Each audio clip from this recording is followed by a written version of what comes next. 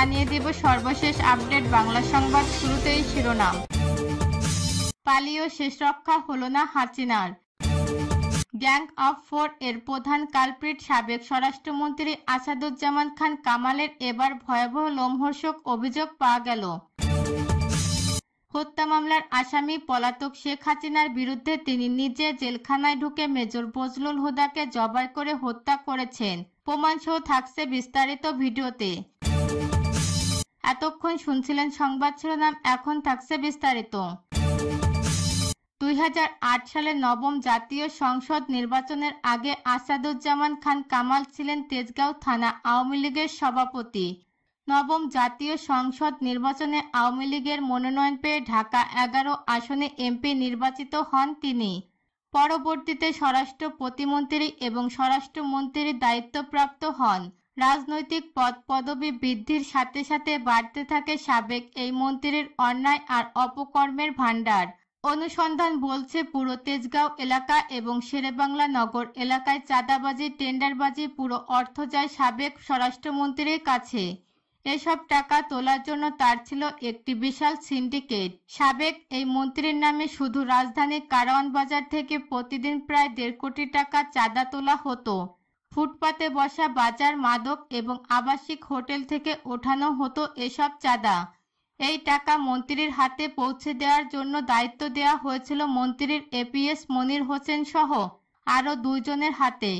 মন্ত্রীর এই কালো টাকা জমা রাখতে হতো একটি বিশাল সিন্ডিকেট। তাদের একজনের নাম গোলাম কিবরিয়া ওরফে বড় মনির, যিনি টাঙ্গাইল শহর আওয়ামী লীগের সাবেক সহসভাপতি এবং টাঙ্গাইল 2 আসনের সাবেক সংসদ তানভীর হাসান ওরফে ছোট মনিরের ভাই বড় মনির।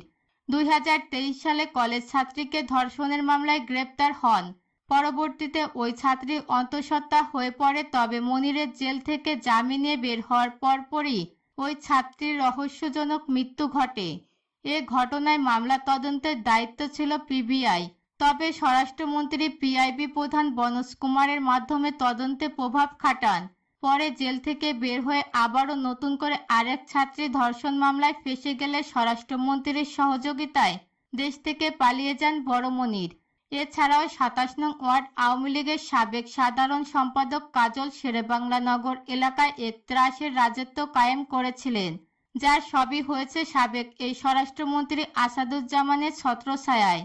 চাঁদা না দিলে শেরেবাংলা নগর এলাকায় বিভিন্ন সরকারি কার্যালয় উন্নয়ন কাজ আটকে দেয়া, প্রকৌশলীদের মারধর করা, হাসপাতালে কেন্দ্রিক ঠিকাদারি থেকে শুরু করে ফুটপাত দখল, বিভিন্ন বেসরকারি প্রতিষ্ঠানে চাঁদাবাজি সবই একা হাতে নিয়ন্ত্রণ করত এই কাজল।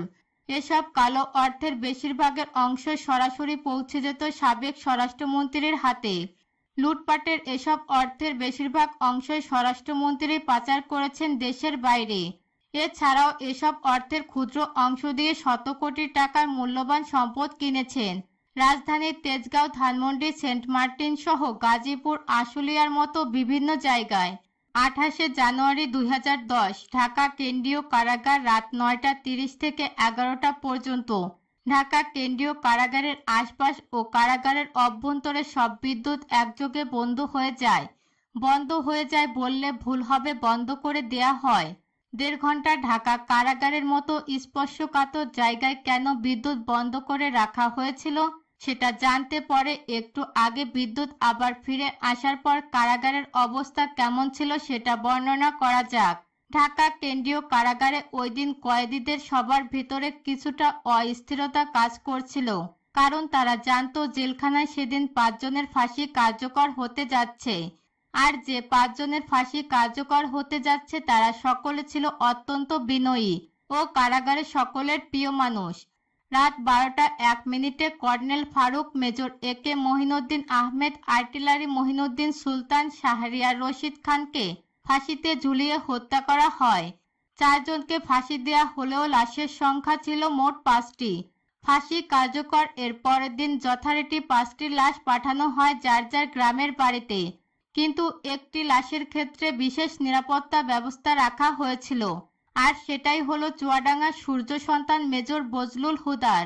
মূলত মেজর বজলুল হুদার মরদেহ যেন কেউ দেখতে না পারে সেটা নিশ্চিত করা চুয়াডাঙ্গার মানুষের কাছে মেজর বজলুল হুদা ছিলেন এক আদর্শের প্রতীক, যে কারণে আইন শৃঙ্খলা বাহিনীর ব্যাপক উপস্থিতি আর জোর জবরদস্তির পরেও প্রিয় মানুষটিকে শেষবারের মতো একটু দেখতে চাওয়া মানুষের ঢল ছিল চোখে পড়ার মতো।